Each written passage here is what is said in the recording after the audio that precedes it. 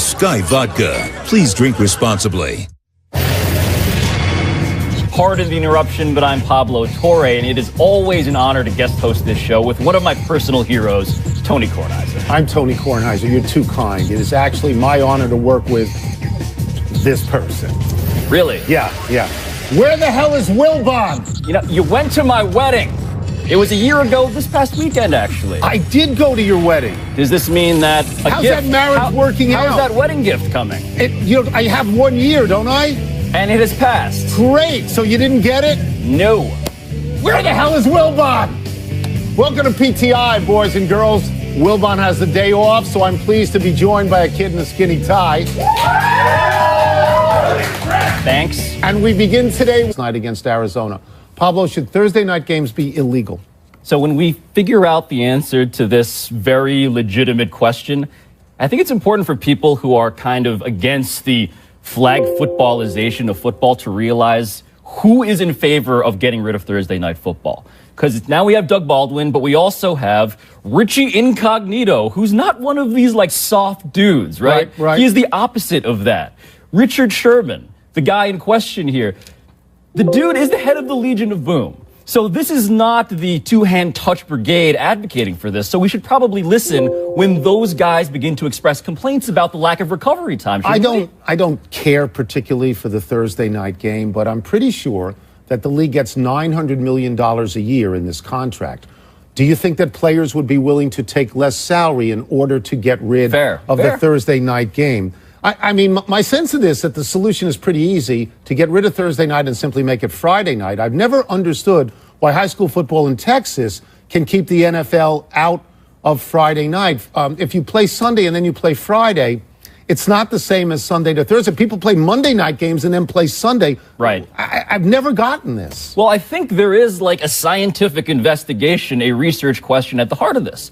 And the big problem, of course, Tony, is that the NFL fears nothing more, perhaps even more than the loss of that $900 million dollars. That's so insane to even say out loud. What they fear even more is unlocking a closet door that has in huge font the word science on it. They don't want to know if they actually should get rid of Thursday night because this is one of the big existential threats to them. Here's one of the problems I have. The single greatest day in the regular season in the NFL is Thanksgiving, where there are now 3 games, and everybody sits and watches those games. And the last time I looked, Thanksgiving was still on a Thursday.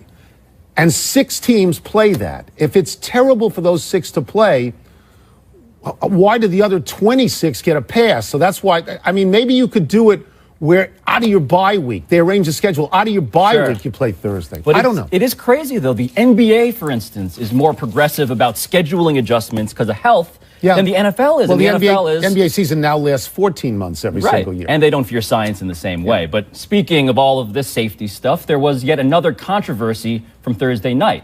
After taking this concussion protocol-worthy hit, we watched a defiant Russell Wilson leave the field, sort of duck in and out of a tent, and then return after missing only 1 play. Now, Wilson got more fully evaluated a little later, but the league is now reviewing whether the Seahawks should be punished for sidestepping the concussion protocol.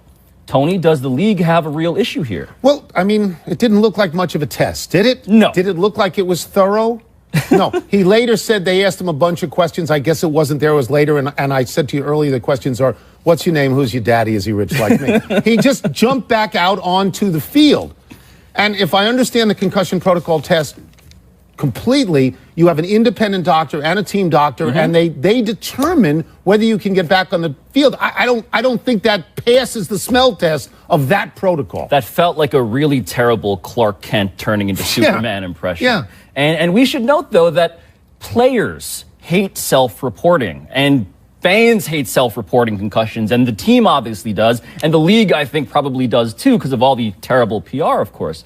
But remember, Myles Garrett self-reported a concussion last week, and we all got on him, or at least a lot of people did, for being less of a man, for putting himself out of a game because of it.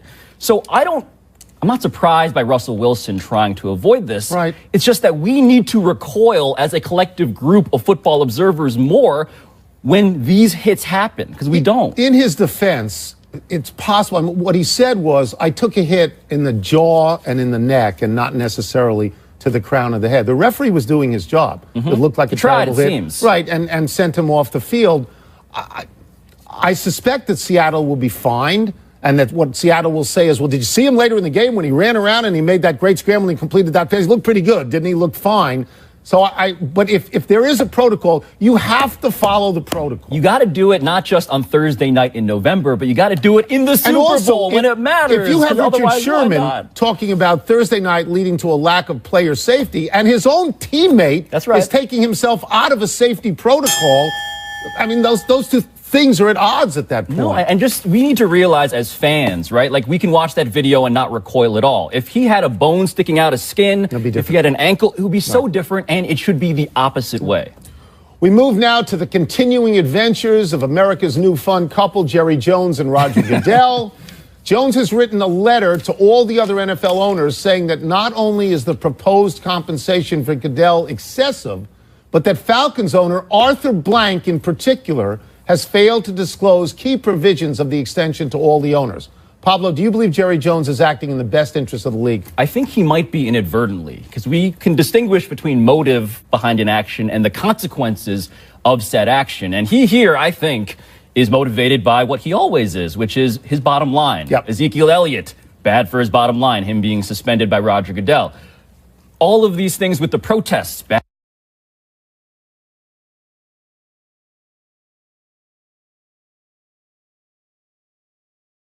Both sides. The idea that Roger Goodell doesn't have a very high value over replacement commissioner.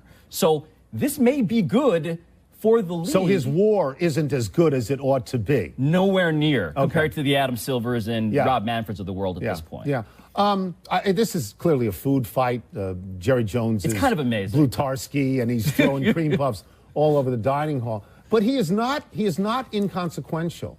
No. He's not. He's important to the league. He's made a lot of money for a lot of people. And I think this will hurt Roger Goodell. Even if all the other owners say to Jerry Jones, you're only doing this for Ezekiel Elliott and you're acting crazy, Goodell also takes a hit because Jones is so visible and has made money for the league. And if he goes around accusing all the other owners, they may hate him. But some of that tarnish will rub off on Goodell, I think. Well, Jerry Jones, if you're Roger Goodell looking at Jerry Jones, you see a guy who is fearless. Yeah. And that's terrifying. And perhaps crazy. And motivated, in his own words, by angst. Like that is the unifying theory of Jerry Jones. The thing that's hard to get over is that last year he created not a stir when Tom Brady was thrown out of the league for 4 games. So you have to think this is all self-involved with Ezekiel Elliott. Right. And Roger Goodell, if he has any value to these owners, is as the shield for them. Keep them out of the news, and now it turns out he's the shield of the shield. Exactly. Yeah. But now we move on to an intra-office conflict of a different kind, because the Thunder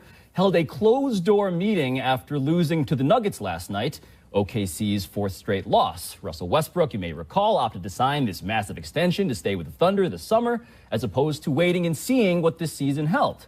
So, Tony, given all of this, do you think Westbrook will regret that decision to re-up early with Oklahoma City? I don't know the details of the contract. You're telling me he has no outs?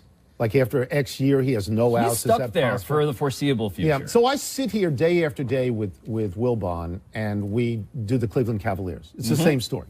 Are the Cleveland Cavaliers in real trouble? Is this no longer a blip on the screen? And both of us pretty much sit here and we say, well, if we're judging on recent history, that by the end of the year, LeBron James is going to be in the finals no matter who he's playing with. Yep. I think what's happening in Oklahoma City, while I may think that Paul George, who never makes a game-winning shot, is overrated, and I may think that Carmelo Anthony is overrated, they are perennial all-stars.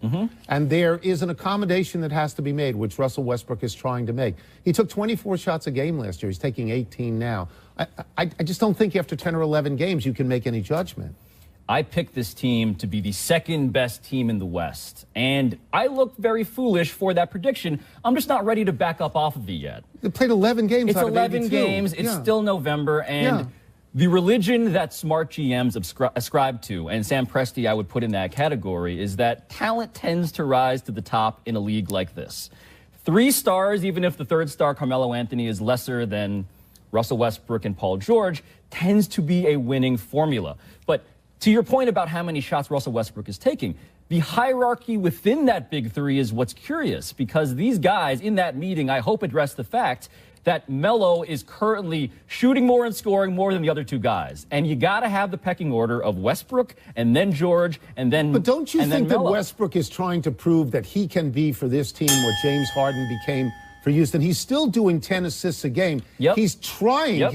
I think his image is raised by the fact that he's accommodating these other players. Yeah, but that's also a low standard of egotism, right? Oh, thank you for resembling kind of a normal superstar who'll move the ball around while they're last, by the way, in passes per game. Ben Simmons, who spent 1 year at LSU before going to the NBA, does not think that players should be forced to go to college at all. Simmons told uninterrupted, quote, "It's a dirty business. Looking back at it now, I don't even really know what I learned financially or just being a person at LSU," unquote. In response, Mark Emmert, the president of the NCAA, said, quote, "If someone doesn't want to go to college, don't go to college. We don't put a gun to your head. It's a university. We're in the human development business," unquote. Pablo, does Mark Emmert effectively rebut Ben Simmons? I question, Tony, whether the business is human development as opposed to using humans for business development. That seems to be the NCAA mission statement, because you're bathing in capitalism while suddenly trying to decide that actually we're here for the development of our young people. But Emmert has a point. If you're not here to enjoy the fruits of what college offers, don't go to college.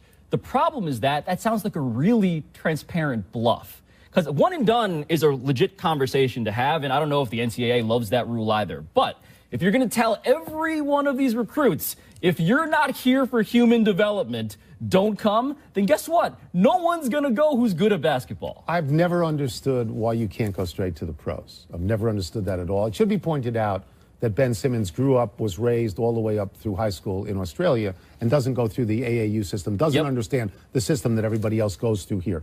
But when Emmert says that first and foremost, it's about being a student at a university, that's complete foolishness. It's nonsense, it's piety, and it's a bozo-like comment, because they can't go straight to the pros. These kids, the one and dones, not only don't want to be in school, I'm willing to bet that most of them don't even go to school and just stay eligible in order to play basketball. Let them, coaches make money, commissioners make money, Mark Emmert makes money off their labors. Mark Emmert, total package, about $2 million.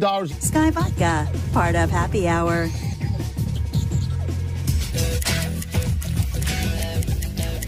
In a story you won't hear anywhere else, PTI has learned that we have a huge weekend in college football. Huge. And here to help preview it for us is ESPN college game day analyst David Pollack, pretty in pink, as it were.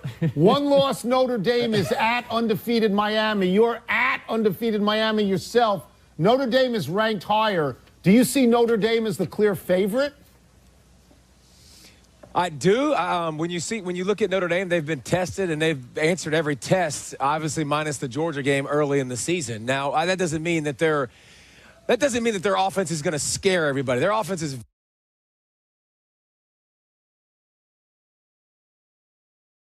very, very physical, going against the strength of Miami's defense, which is their front seven. I mean, they got linebackers, Tony. They don't like people. They like to smash people in the face. I love it. They're physical. Defensive line is very physical. The turnovers that Miami, obviously you've seen the turnover chain over and over and over again. Well, Notre Dame doesn't turn the football over, so it's definitely going to be good matchups that will be decided by probably that turnover chain, however many times you see it. David, elsewhere, number 6 TCU heads to number 5 Oklahoma, which has scored approximately a bazillion points, but TCU's defense is ranked 6th in the country. So how does that matchup look to you? Yep. That's going to be one of the most fun matchups of the day, because I watch Oklahoma on tape, and you watch them over and over again, and you go, okay, should you play man? Should you play zone? How could you defend this differently?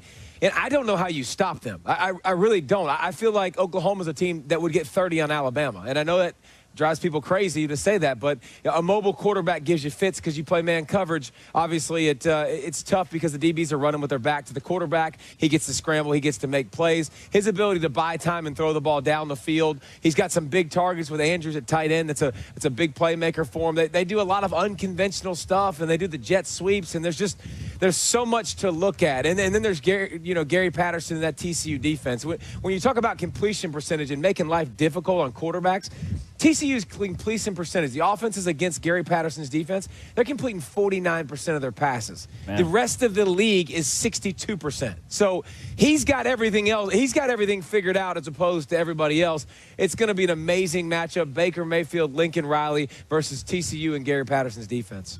TCU has one loss, but they are ranked ahead of Miami, which has no losses. If both teams win, let's presume TCU wins. If both teams win, do you think that an unbeaten Miami must go over TCU? I don't, because I look at TCU's body of work. They've got several big wins. When you look at Oklahoma State, you look at West Virginia. To me, the hardest thing to do, Tony, in college football is to go on the road and win. And TCU's done that at several spots. If you also go to Norman and you win that contest, that is enormous to me. That's a big-time statement win. Now, listen, Miami could blow the doors off of Notre Dame, and that's a big-time statement win as well. But both would be very, very impressive. But TCU's body of work so far, they deserve to be, in my opinion, ranked ahead of where Miami is. Miami, they've beaten one quality team in Virginia Tech a week ago. They beat them soundly. But the 4 games before that, very underwhelming, haven't looked the part. If they can put another performance together, you start saying, okay, now I believe, now I trust in this team. But they got to do it again on this Saturday. Let me get you out of here on this. These are 2 other significant games. Number 1, Georgia. I believe you're familiar with Georgia, having gone there. That's at number 10, Auburn. Number 2, Alabama is at number 16, Mississippi State. Which of those 2 top teams is more vulnerable? Oh, I definitely think it's Georgia. Listen, I know Alabama's got all those injuries. Mississippi State is a very much one-dimensional team. They're not going to line up and smash Alabama in the face consistently and win that battle. So Alabama's going to win that game. Now, when I look at Georgia, when you talk about that true freshman Jake Fromm going on the road, if you watch the Notre Dame game, it wasn't a true road game. Georgia fans filled that place. They went to Tennessee. Obviously, Tennessee, not a very good football team. That place was empty by the half. You think about playing Florida, half and half, not a true road test. Auburn is one of the nastiest places to play in college football. The fans are really awesome. They're loud. They're on top of you. They're going to make you scream. And listen, that defense for Auburn, they will make Georgia throw the football. Jake Fromm will have to make plays in the passing game in a tough atmosphere. So I think Georgia's definitely going to have to bring their A game. I think you look at Auburn and their offense too. Stidham done a great job throwing the football. The pass rush for Georgia hasn't been great. So Georgia definitely has to watch out against Auburn. Thank you so much, David. Enjoy the warmth of Miami. Yes. Enjoy yourself. Appreciate it, guys. We're going jet skiing, man. I'll holler at y'all later. Come on. Yeah, we'll do that here, too, at 20 degrees in D.C. You can catch College Game Day tomorrow starting at 9 a.m. Eastern. Let's take one last break, but still to come. Would Aaron Boone be the right man? You know, Fredette and Marbury are doing the last waltz, and there's a SWAT team on the court, which ought to scare LiAngelo Ball just a little bit. This is Stephon Marbury's corner, man. Like, he also, by the way, won Best New Actor at, like, a Chinese film festival. He is protected over there in the utmost sense. No errors today. Let's go to the big finish quickly. Aaron Boone reportedly a candidate to manage the Yankees. Is that a good idea? He's responsible for my happiest memory as a baseball fan in 2003, so sure. Lonzo Ball went 3 of 12 from the field in a loss to the Wizards. Your thoughts? He's being guarded. Everything is being contested. It's tough. He's By a kid. oxygen. Reports say Josh Gordon recently ran a 4.35 in the 40. Are you impressed? He apparently ran a 4.52 even earlier, so sober Josh is a force to be reckoned with. Mark Cuban says he's honestly considering running for president. Do you believe it? 100%. A business guy just won this. Yes.